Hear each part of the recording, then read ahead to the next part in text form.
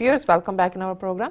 जी doctor साहब and वाले issue तो पहला ਅਸੀਂ ਆਪਣੇ ਦਰਸ਼ਕਾਂ ਦੇ ਫੇਸਬੁੱਕ ਮੈਸੇਜ ਲਾਵਾਂਗੇ। ਸਾਡੇ ਕੋਲ ਪਹਿਲਾ ਫੇਸਬੁੱਕ ਮੈਸੇਜ ਆਇਆ ਹੈ ਜ਼ੁਲਕਰਨੈਨ ਨਕਵੀ ਜੀ ਦਾ। ਇਹ ਲਿਖਦੇ ਹਨ ਸਲਾਮ doctor Sahib, I have suggested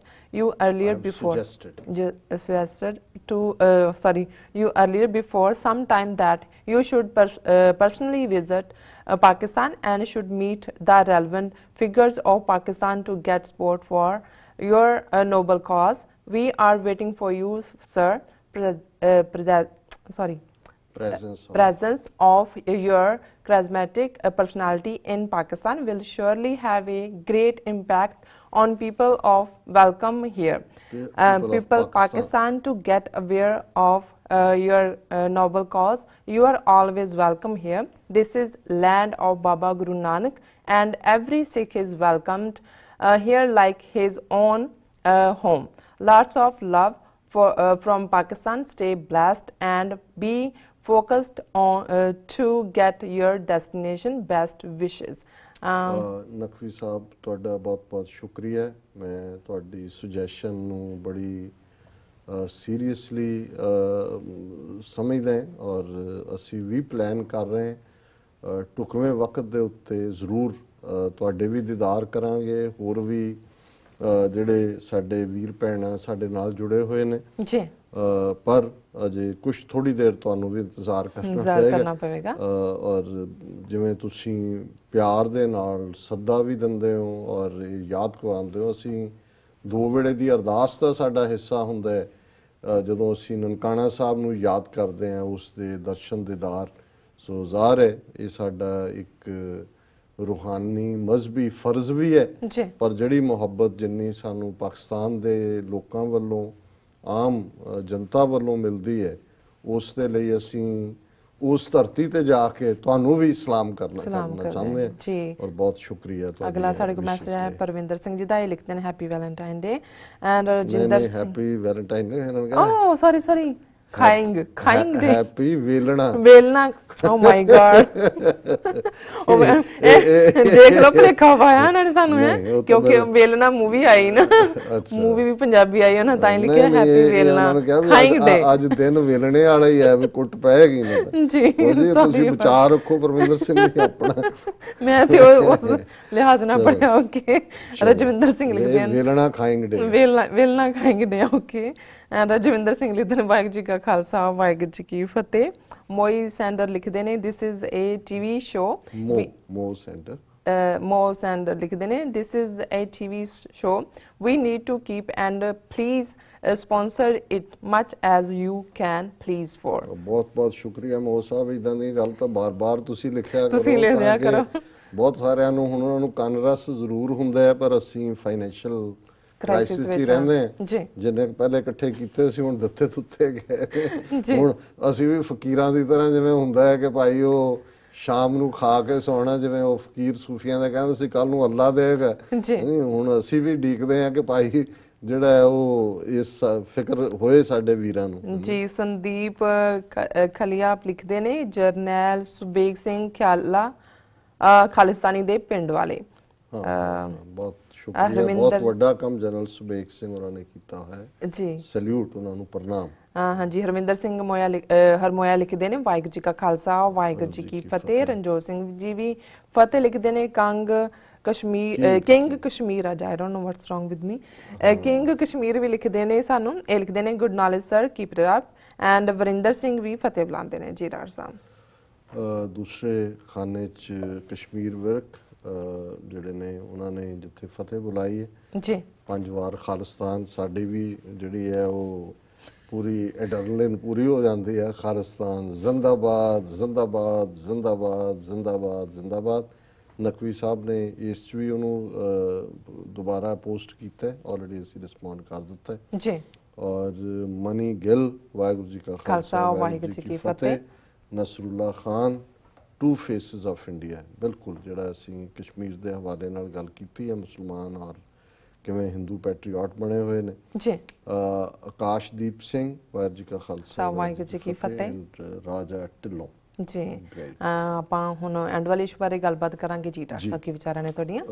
ਅੰਗਰੇਜ਼ੀ ਦੇ ਵਿੱਚ ਇੱਕ ਐਕਸਪ੍ਰੈਸ਼ਨ ਹੈ फ्रूडियन स्लिप जी मतलब ये हुंदा है भी कहना तुसी कुछ होर हुंदा है ते वो ऐसी स्लिप हुंदी है जो तुसी कह जांदे हो गलत वो भी नहीं हुंदा पर वो ਤੁਹਾਡੇ ਜੋ ਤੁਸੀਂ ਜਿਹਨੂੰ ਨਹੀਂ ਕਹਿਣਾ ਉਹਨੂੰ ਕਿਹਾ ਜਾਂਦਾ ਜੀ।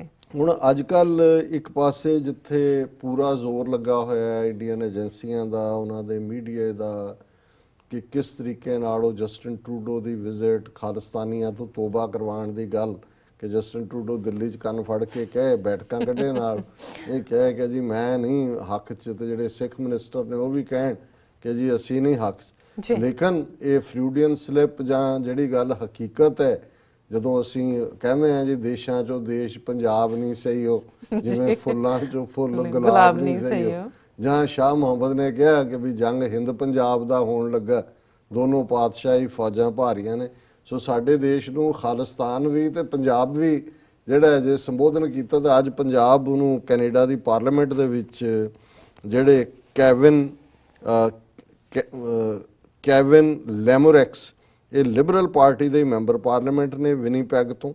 ਵਿਨੀਪੈਗ ਜਿਹੜੀ ਹੈ ਉਹ ਮੈਨੀਟੋਬਾ ਪ੍ਰੋਵਿੰਸ ਦੇ ਵਿੱਚ ਹੈ ਔਰ ਉਹ ਜਿਹੜੇ ਨੇ ਉਹਨਾਂ ਦਾ ਜਿਹੜੇ ਹੋਰ ਸਿੱਖ ਮਿਨਿਸਟਰ ਹੈ ਬਰਦੀਸ਼ ਚੱਗਰ ਉਹਨਾਂ ਦੀ ਉਹ ਪਾਰਲੀਮੈਂਟਰੀ ਸੈਕਟਰੀ ਨੇ ਵੀ also happens to be parliamentary secretary ਕਿਉਂਕਿ ਇਹ ਜਿਹੜਾ ਨੇ ਉਹਨਾਂ ਨੇ ਜਦੋਂ ਪ੍ਰੈਜੈਂਟੇਸ਼ਨ ਆਪਣੀ ਦਿੱਤੀ ਉਹਦੇ 'ਚ ਮਿਸਟਰ ਕੈਵਿਨ ਹੈ ਉਹਨਾਂ ਨੇ ਕਿਹਾ according to an official report on the proceedings he said ਉਹ ਸਪੀਕਰ ਨੂੰ ਦੇ ਰਿਹਾ ਔਰ ਮੇਨ ਪਾਰਲੀਮੈਂਟਰੀ ਸੈਕਟਰੀ ਹੈ ਉਹਨਾਂ ਦਾ ਕਹਿ ਰਿਹਾ mister speaker I have a petition that has been signed by many constituents in regards to Canada's super visa for individuals who want to visit from abroad, whether it is from Philippines, Punjab or any other country. उन्हें Manitoba ਦਾ ਇੱਕ Canada ਨੇ super visa scheme ਸ਼ੁਰੂ ਕੀਤੀ ਹੈ ਜਿਹਦੇ ਚ ਕਿ parents grand parents ਜਿਹੜੇ ਕੈਨੇਡੀਅਨ ਸਿਟੀਜ਼ਨ ਨੇ ਉਹ ਆ ਸਕਦੇ ਨੇ 2 ਸਾਲ ਦੇ ਲਈ ਤੇ ਉਹ ਹੁਣ ਉਹਦੇ ਚ ਪ੍ਰੈਜੈਂਟੇਸ਼ਨ ਦੇ ਰਿਹਾ ਹੈ ਇਹ ਮਿਸਟਰ ਕੈਲਵਿਨ ਲਿਬਰਲ ਐਮਪੀ ਔਰ ਮੇਨਲੀ ਉਹਨਾਂ ਦਾ ਪਾਰਲੀਮੈਂਟਰੀ ਸੈਕਟਰੀ ਉਹ ਇਹ ਕਹਿ ਰਿਹਾ ਕਿ ਜੀ ਦੇਖੋ ਮਿਸਟਰ ਸਪੀਕਰ ਮੈਂ ਪੈਟੀਸ਼ਨ ਕਰ ਰਿਹਾ ਹਾਂ ਜਿਹਦੇ ਚ ਮੇਰੇ ਹਲਕੇ ਦੇ ਬਹੁਤ ਸਾਰੇ ਕੰਸਟੀਟੂਐਂਟਸ ਨੇ ਸਾਈਨ ਕੀਤੇ ਨੇ ਕਿ ਉਹ ਸੁਪਰ ਵੀਜ਼ਾ ਚਾਹੁੰਦੇ ਨੇ ਤਾਂ ਕਿ ਉਹ ਫਿਲੀਪੀਨਸ ਹੋਏ ਜਾਂ ਪੰਜਾਬ ਦੇਸ਼ ਹੋਏ ਉਹਦੇ ਤੋਂ ਆ ਸਕਣ। ਹੁਣ ਇਸ ਤੋਂ ਉਹਨਾਂ ਨੇ ਜੋ ਹੀ ਇਹ ਕਿਹਾ ਉਹਨਾਂ ਨੇ ਕਿਹਾ ਵੈਨ ਇਹ ਗੱਲ ਸਾਹਮਣੇ ਆਈ ਤੇ ਇੰਡੀਅਨਸ ਨੇ that had Indian officials shaking their heads ਉਹ ਸਿਰ ਮਾਰਨ ਲੱਗ ਗਏ ਵੀ ਇਹਨਾਂ ਨੇ ਪੰਜਾਬ ਨੂੰ ਦੇਸ਼ ਕਿਹਾ ਹੈ।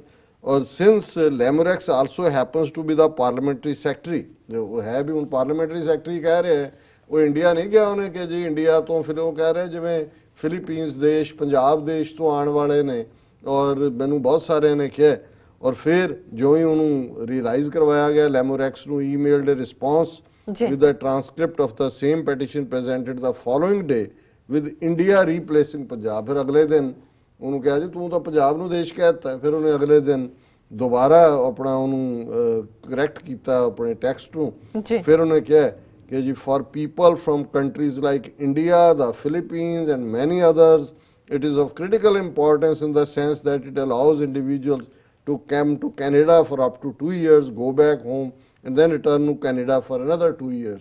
So ਕੁੱਲ ਮਿਲਾ ਕੇ ਜਿਹੜਾ ਫੌਪਾ ਹੈ ਉਹਦੇ ਚ ਉਹਨੇ ਕਿਹਾ ਕਿ ਉਹਨੂੰ ਫਿਰ ਜਦੋਂ ਦੁਬਾਰਾ ਪੁੱਛਿਆ ਵੀ ਇਹ ਤੂੰ ਕੀ ਕਰਤਾ ਉਹ ਕਹਿੰਦਾ ਜੀ ਮੈਂ ਕੀ ਕਰਾਂ ਕਿ ਮੇਰੀ ਜਿਹੜੀ ਕੰਸਟੀਟੂਐਂਟਸ ਨੇ ਜਾਂ ਦੂਜੇ ਨੇ ਹੈ ਹੀ 95% ਪੰਜਾਬੀ ਨੇ ਮੇਰੇ ਭਾਣੇ ਇਹ ਦੇਸ਼ ਹੀ ਹੈ।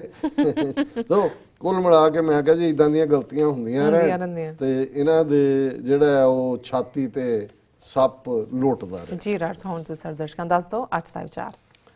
ਅੱਜ ਦੇ ਵਿਚਾਰ ਲਈ ਅਸੀਂ ਗੁਰੂ ਨਾਨਕ ਸਾਹਿਬ ਦਾ ਆਸਾ ਰਾਗ ਦਾ ਸ਼ਬਦ ਆਸਾ ਮਹੱਲਾ ਪਹਿਲਾ ਚੁਣਿਆ ਜੀ ਔਰ ਇਹ ਕਿਉਂਕਿ ਜੋਗੀਆਂ ਨੂੰ ਐਡਰੈਸ ਕਰਕੇ ਹੈ ਔਰ ਜੋਗ ਮਤ ਦੇ ਵਿੱਚ ਜਿਨ੍ਹਾਂ ਦੇ 12 ਫਿਰਕੇ ਨੇ ਉਹਨਾਂ ਦੇ ਕੁਝ ਐਕਸਟਰਨਲ ਚਿੰਨ੍ਹ ਨੇ ਜਿਨ੍ਹਾਂ 'ਚ ਕੰਨ ਦੇ ਵਿੱਚ ਮੁੰਦਰਾ ਜਿਨ੍ਹਾਂ ਨੂੰ ਉਹਨਾਂ ਦਾ ਹਿੱਸਾ ਹੱਥ ਦੇ ਵਿੱਚ ਡੰਡਾ ਉਹਨਾਂ ਦੀ ਜਿਹੜੀ ਹੈ ਗੋਦੜੀ ਵੀ ਉਹਨੂੰ ਕਹਿੰਦੇ ਨੇ ਔਰ ਖਿੰਥਾ ਵੀ ਕਹਿੰਦੇ ਨੇ ਜਿਹੜੀ ਝੋਲੀ ਜਿਹਦੇ 'ਚ ਉਹਨਾਂ ਨੇ ਪਾਣੇ ਹੱਥ 'ਚ ਫੜੀ ਚਿੱਪੀ ਛੱਪਰ ਖੱਪਰ ਤੇ ਵਜਾਣ ਵਾਲੀ ਉਹ ਇੱਕ ਤਾਰਾ ਜਿਹਨੂੰ ਅਸੀਂ ਤੂੰਬੀ ਕਹਿੰਦੇ ਆ, ਇਹਨੂੰ ਇਹ ਸਿੰਘੀ ਕਹਿੰਦੇ ਨੇ। ਸੋ ਇਹ ਜੋਗ ਮਤ ਦੇ ਚਿੰਨ੍ਹ ਨੇ, ਔਰ ਉਹਨਾਂ ਦੇ ਜਿਹੜੇ ਵਡੇਰੇ ਗੋਰਖਨਾਥ ਔਰ ਮਛੰਦਰਨਾਥ, ਇਹ ਸਾਰਿਆਂ ਦੇ ਨਾਂ ਆਉਂਦੇ ਨੇ।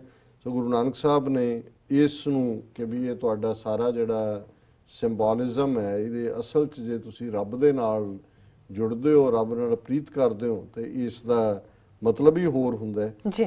ਆਸਾ ਮਹੱਲਾ ਪਹਿਲਾ। ਗੁਰ ਕਾ ਸ਼ਬਦ ਮਨੈ ਮੈਂ ਮੁੰਦਰਾ, ਖਿੰਥਾ ਖਿਮਾ ਹੰਡਾਵੋ, ਜੋ ਕਿਛ ਕਰੈ ਭਲਾ ਕਰ ਮਾਨੋ, ਸਹਿਜ ਜੋਗ ਨਿਧ ਪਾਵੋ, ਬਾਬਾ ਜੁਗਤਾ ਜਿਉ ਜੁਗੈ ਜੁਗ ਜੋਗੀ, ਪਰਮ ਤੰਤ ਮੈਂ ਜੋਗੰ, ਅੰਮ੍ਰਿਤ ਨਾਮ ਨਿਰੰਜਨ ਪਾਇਆ, ਗਿਆਨ ਕਾਇਆ ਰਸ ਭੋਗੰ। ਰਹਾਓ।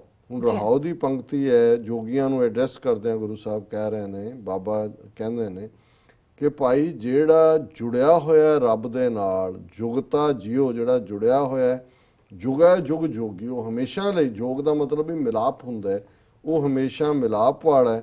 ਪਰਮ ਤੰਤ ਮੈਂ ਜੋਗੰ, ਅੰਮ੍ਰਿਤ ਨਾਮ ਨਿਰੰਜਨ ਪਾਇਆ, ਗਿਆਨ ਕਾਇਆ ਰਸ ਭੋਗੰ। ਜਦੋਂ ਤੁਸੀਂ ਜੁੜ ਜਾਂਦੇ ਹੋ, ਇਹੀ ਪਰਮ ਤੱਤ ਹੈ ਜੋਗ ਦਾ, ਔਰ ਅੰਮ੍ਰਿਤ ਨਾਮ ਉਸ ਵਾਹਿਗੁਰੂ ਦਾ ਜਿਸ ਨੂੰ ਦੇਖਿਆ ਨਹੀਂ ਜਾ ਸਕਦਾ ਅੱਖਾਂ ਨਾਲ, ਉਸ ਦਾ ਨਾਮ ਅੰਮ੍ਰਿਤ ਵਾਂਗ ਹੈ। ਔਰ ਉਹ ਜੇ ਤੁਹਾਡੇ ਅੰਦਰ ਆ ਜਾਂਦਾ ਹੈ, ਤੁਹਾਡੀ ਕਾਇਆ ਦੇ ਵਿੱਚ, ਸਰੀਰ ਦੇ ਵਿੱਚ ਗਿਆਨ ਦਾ ਚਾਨਣ ਹੁੰਦਾ, ਔਰ ਤੁਸੀਂ ਉਸ ਅੰਮ੍ਰਿਤ ਰਸ ਨੂੰ ਮਾਣਦੇ ਹੋ। ਔਰ ਫਿਰ ਉਹਨਾਂ ਨੇ ਕਿਹਾ ਕਿ ਭਾਈ ਗੁਰ ਕਾ ਸ਼ਬਦ ਮਨੈ ਮੈਂ ਮੁੰਦਰਾ, ਆਪਣੇ ਮਨ 'ਚ ਬਜਾਏ ਕੰਨ ਦੀਆਂ ਵਾਲੀਆਂ ਪਾਉਣ ਦੇ, ਮੁੰਦਰਾਂ ਪਾਉਣ ਦੇ, ਗੁਰੂ ਦਾ ਸ਼ਬਦ ਆਪਣੇ ਮਨ 'ਚ ਵਸਾਓ। ਖਿੰਥਾ ਖਿਮਾ ਹੰਡਾਵੇ, ਜਿਹੜੀ ਤੁਸੀਂ ਗੋਦੜੀ ਹੈ ਰੱਖੀ ਹੋਈ, ਇਸ ਦੀ ਥਾਂ ਤੇ ਖਿਮਾ, ਫॉरगिवनेस ਜੀ, ਮਾਫ ਕਰਨ ਦੀ ਗੱਲ, ਇਹ ਰੱਖੋ। ਜੋ ਕੁਛ ਕਰੇ ਭਲਾ ਕਰ ਮਾਨੋ, ਸਹਿਜ ਜੋਗ ਨਿਧ ਪਾਵੋ। ਜੋ ਵਾਹਿਗੁਰੂ ਕਰਦੇ ਉਸ ਦੇ ਹੁਕਮ 'ਚ ਰਹੋ, ਉਹਨੂੰ ਭਲਾ ਕਰਕੇ ਮੰਨੋ, ਔਰ ਇਹੀ ਸਹਿਜ ਜੋਗ ਦਾ ਖਜ਼ਾਨਾ, ਇਸ ਖਜ਼ਾਨੇ ਨੂੰ ਤੁਸੀਂ ਹਾਸਲ ਕਰ ਸਕਦੇ ਹੋ। ਫਿਰ ਰਹਾਓ ਦੀ ਤੁਕ ਹੈ। ਸ਼ਿਵ ਨਗਰੀ ਮੈਂ ਆਸਣ ਬੈਸੋ, ਕਲਪ ਤਿਆਗੀ ਬਾਦੰ, ਸਿੰਘੀ ਸ਼ਬਦ ਸਦਾ ਧੁਨ ਸੋ ਹੈ, ਅਹਨਿਸ ਪੂਰੇ ਨਾਦੰ। ਹੁਣ ਜੋਗੀਆਂ ਦਾ ਗੁਰੂ ਸ਼ਿਵ ਜੀ ਹੈ। ਉਹਨਾਂ ਨੇ ਕਿਹਾ ਵੀ ਜਿਹੜੀ ਸਾਰੀ ਕਾਇਨਾਤ ਹੈ, ਇਹ ਮਾਨੋ ਸ਼ਿਵ ਨਗਰੀ ਹੈ, ਔਰ ਤੁਸੀਂ ਇਵੇਂ ਸਮਝੋ ਕਿ ਉਹ ਜਿਹੜਾ ਰੱਬ ਸਿਰਜਣਹਾਰ ਹੈ, ਉਹ ਸਾਰੀ ਕਾਇਨਾਤ ਦੇ ਵਿੱਚ ਹੈ, ਤੇ ਤੁਹਾਡਾ ਆਸਣ ਕਿਸੇ ਖਾਸ ਥਾਂ ਤੇ ਨਹੀਂ, ਉਹ ਸਾਰੀ ਕਾਇਨਾਤ 'ਚ ਓਮਨੀ ਪ੍ਰੈਜ਼ੈਂਟ ਵਾਹਿਗੁਰੂ ਦੇ ਨਾਲ ਤੁਹਾਡੀ ਪ੍ਰੀਤ ਹੋਏ। ਕਲਪ ਤਿਆਗੀ ਬਾਦੰ, ਬਾਦੰ ਹੁੰਦਾ ਝਗੜੇ, ਇਹ ਜਿਹੜੇ ਤੁਸੀਂ ਆਪਸ ਦੇ ਵਿੱਚ ਬਹਿਸ ਮੁਬਾਸੇ ਨੇ, ਇਹਨਾਂ ਸਾਰਿਆਂ ਝਗੜਿਆਂ ਤੋਂ, ਵਾਦ ਵਿਵਾਦ ਤੋਂ, ਕਲਪਨਾ ਤੋਂ ਆਪਣੇ ਆਪ ਨੂੰ ਜਿਹੜਾ ਅੱਡ ਕਰੋ। ਸਿੰਘੀ ਸ਼ਬਦ ਸਦਾ ਤੁਹਾਨੂੰ ਸੋ ਹੈ, ਜਿਹੜੀ ਤੁਸੀਂ ਸਿੰਘੀ ਵਜਾਉਂਦੇ ਹੋ, ਇਹ ਦੋ ਤਾਰਾ ਵਜਾਉਂਦੇ ਹੋ, ਇਹ ਜਦੋਂ ਤੁਹਾਡੇ ਅੰਦਰ ਗੁਰੂ ਦਾ ਸ਼ਬਦ ਵਸ ਜਾਂਦਾ ਹੈ, ਤੇ ਫਿਰ ਤੁਹਾਨੂੰ ਅੰਦਰੋਂ ਉਸ ਧੁਨ ਦਾ ਜਿਹੜਾ ਆਨੰਦ ਆਉਂਦਾ ਹੈ। ਅਹਨਸ ਪੂਰੇ ਨਾਦ, ਅਹਨਸ ਹੁੰਦਾ ਦਿਨ ਰਾਤ, ਫਿਰ ਦਿਨ ਰਾਤ ਤੁਸੀਂ ਉਸ ਵਾਹਿਗੁਰੂ ਦੀ ਧੁਨ ਦਾ, ਵਾਹਿਗੁਰੂ ਦੇ ਨਾਂ ਦਾ ਆਨੰਦ ਮਾਣਦੇ ਹੋ। ਪਤ ਵਿਚਾਰ ਗਿਆਨ ਮਤ ਡੰਡਾ, ਵਰਤਮਾਨ ਵਿਭੂਤੰ, ਹਰ ਕੀਰਤ ਰਹਿ ਰਾਸ ਹਮਾਰੀ, ਗੁਰਮੁਖ ਪੰਥ ਅਤੀਤੰ। ਪਤ ਵਿਚਾਰ, ਪਾਤਰ ਜਿਹੜੀ ਚਿੱਪੀ ਹੁੰਦੀ ਹੈ ਜਿਹਦੇ ਚੋਂ ਪਿੱਛਿਆ ਲੈਂਦੇ ਨੇ, ਗੁਰੂ ਸਾਹਿਬ ਕਹਿੰਦੇ ਨੇ ਕਿ ਵਿਚਾਰ ਨੂੰ ਪਾਤਰ ਬਣਾਓ। ਗਿਆਨ ਮਤ ਡੰਡਾ, ਹੱਥ 'ਚ ਡੰਡਾ ਹੁੰਦਾ ਹੈ ਵੀ ਆਪਣੀ ਮਤ ਦੇ ਵਿੱਚ, ਆਪਣੀ ਅਕਲ ਦੇ ਵਿੱਚ ਗਿਆਨ ਨੂੰ ਲਿਆਉਣਾ, ਇਹ ਤੁਹਾਡੇ ਹੱਥ ਫੜਿਆ ਡੰਡਾ ਹੋਏ। ਵਰਤਮਾਨ ਵਿਭੂਤੰ, ਸਵਾਹ ਮਲੀ ਹੁੰਦੀ ਹੈ, ਵਰਤਮਾਨ ਹੈ ਕਿ ਇਸ ਹਰ ਥਾਂ ਮੌਜੂਦ ਵਾਹਿਗੁਰੂ ਨੂੰ ਸਮਝੋ ਕਿ ਇਹ ਤੁਸੀਂ ਸਵਾਹ ਮਲੀ ਹੋਈ ਹੈ। ਹਰ ਕੀਰਤ ਰਹਿ ਰਾਸ ਹਮਾਰੀ, ਆਪਣੀ ਆਈਡੀਓਲੋਜੀ ਕਹਿੰਦੇ ਨੇ ਭਾਈ ਅਸੀਂ ਤਾਂ ਉਸ ਵਾਹਿਗੁਰੂ ਦੀ ਕੀਰਤ ਕਰਨ ਵਾਲੇ, ਇਹੀ ਸਾਡੀ ਰਹਿ ਰਾਸ ਹੈ। ਰਹਿ ਰਾਸ ਹੁੰਦਾ ਰਾਹੇ ਰਾਸ, ਠੀਕ ਰਸਤੇ, ਮਰਿਆਦਾ, ਡਿਸਪਲਿਨ, ਰੱਬ ਦੀ ਯਾਦ 'ਚ ਰਹਿਣਾ ਹੀ ਸਾਡੀ ਰਹਿ ਰਾਸ ਹੈ। ਗੁਰਮੁਖ ਪੰਥ ਅਤੀਤੰ, ਗੁਰੂ ਦੇ ਸਨਮੁਖ ਰਹਿਣਾ ਹੀ ਜਿਹੜਾ ਇਹ ਮਾਨੋ ਦੁਨੀਆ ਤੋਂ ਅਤੀਤ ਹੋਣਾ, ਦੁਨੀਆ ਤੋਂ ਵਿਰਾਗ ਕਰਨਾ ਹੈ, ਦੌੜਨ ਦੀ ਲੋੜ ਨਹੀਂ ਹੈ। ਗੁਰੂ ਦੇ ਬਚਨਾਂ ਦੇ ਉੱਤੇ ਅਮੰਨਾ ਕਰਕੇ ਗੁਰੂ ਦੇ ਸਨਮੁਖ ਰਹੋ। ਅਖੀਰ 'ਚ ਗੁਰੂ ਸਾਹਿਬ ਫਰਮਾਉਂਦੇ ਨੇ, ਸਗਲੀ ਜੋਤ ਹਮਾਰੀ ਸੰਗਿਆ, ਨਾਨਾ ਵਰਣ ਅਨੇਕੰ, ਕਹੁ ਨਾਨਕ ਸੁਣ ਭਰਥਰ ਜੋਗੀ, ਪਾਰ ਬ੍ਰਹਮ ਲਿਵ ਏਕੰ।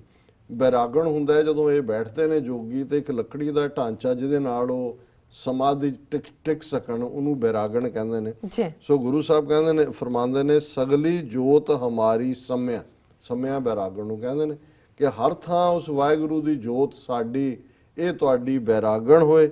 ਨਾਨਾ ਵਰਨ ਜਿਹੜੇ ਤੁਸੀਂ ਅੱਡ ਅੱਡ ਫਿਰਕੇ ਬਣਾਏ ਹੋਏ ਨੇ ਇਹਨਾਂ ਨੂੰ ਛੱਡੋ ਔਰ ਉਸ ਜੋਤ ਦੇ ਵਿੱਚ ਆਪਣਾ ਧਿਆਨ, ਕਹ ਨਾਨਕ ਸੁਣ ਭਰਤਰ ਜੋਗੀ। ਭਰਤਰੀ ਜੋਗੀ ਨੂੰ ਐਡਰੈਸ ਕਰਦੇ ਆ ਗੁਰੂ ਸਾਹਿਬ ਕਹਿੰਦੇ ਨੇ ਪਾਰ ਬ੍ਰਹਮ ਲਿਵ ਏਕੰ, ਉਸ ਇੱਕ ਪਾਰ ਬ੍ਰਹਮ ਦੇ ਨਾਲ ਤੁਹਾਡੀ ਲਿਵ ਜੁੜੀ ਹੋਏ, ਇਹੀ ਜਿਹੜਾ ਅਲਟੀਮੇਟਲੀ ਰੂਹਾਨੀਅਤ ਦਾ ਤੱਤ ਸਾਰ। ਜੀ ਡਾਕਟਰ ਸਾਹਿਬ, ਤੁਹਾਡਾ ਬਹੁਤ ਬਹੁਤ ਸ਼ੁਕਰੀਆ, ਤੁਸੀਂ ਅੱਜ ਦੇ ਅਹਿਮ ਇਸ਼ੂ ਤੇ ਅੱਜ ਦਾ ਵਿਚਾਰ ਸਾਡੇ ਦਰਸ਼ਕਾਂ ਨਾਲ ਸਾਂਝਾ ਕੀਤਾ। ਇਸ ਆਪਣੀ ਵਿਊਜ਼ ਕੋਲ ਲੈਣੇ ਇਜਾਜ਼ਤ। ਵਿਊਅਰਸ, ਸਾਡੇ ਪ੍ਰੋਗਰਾਮ ਦਾ ਸਮਾਂ ਇੱਥੇ ਸਮਾਪਤ ਹੁੰਦਾ। ਤੁਸੀਂ ਆਪਣੀ ਰਾਏ ਤੇ ਸੁਝਾਅ ਸਾਨੂੰ ਭੇਜਣਾ ਭੁੱਲਣਾ ਸਾਡੇ ਇਸ ਪਤੇ ਤੇ SOS@tv84.tv ਤੇ ਅਸੀਂ ਆਪਣਾ ਪ੍ਰੋਗਰਾਮ ਲੈ ਕੇ ਫਿਰ ਦੁਬਾਰਾ ਹਾਜ਼ਰ ਹੋਵਾਂਗੇ। ਤਦ ਤੱਕ ਲਈ ਮੈਨੂੰ ਅਤੇ ਆਪਣੇ ਰਸਨਾ ਆਗਿਆ ਦਿਓ। ਦੇਖਦੇ ਰਹੋ TV84, ਬੁਲਾ ਦਿਓ ਫਤਿਹ। ਵਾਹਿਗੁਰੂ ਜੀ ਕਾ ਖਾਲਸਾ, ਵਾਹਿਗੁਰੂ ਜੀ ਕੀ ਫਤਿਹ।